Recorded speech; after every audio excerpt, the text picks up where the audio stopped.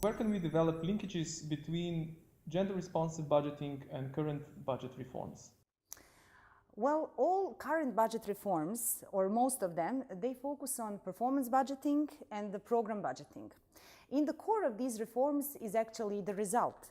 So transformation from inputs to the real results and to what we achieve with the funds. Gender budgeting in this context adds one very important dimension, and that is the dimension of understanding the beneficiary, understanding the real impact of the results. So I think that's actually the same reform. The modern PFM reforms and gender budgeting are one reform. Just gender budgeting adds a little bit more depth and a little bit better understanding of the real beneficiaries of the funds. Why is it important to integrate gender considerations into budget reforms?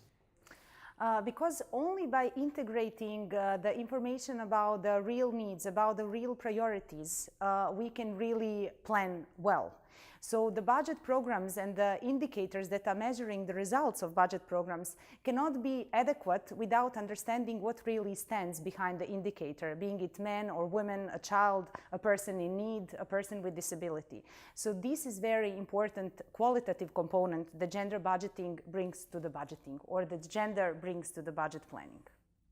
How can introduction of gender-responsive budgeting be a duty of ministries of finance?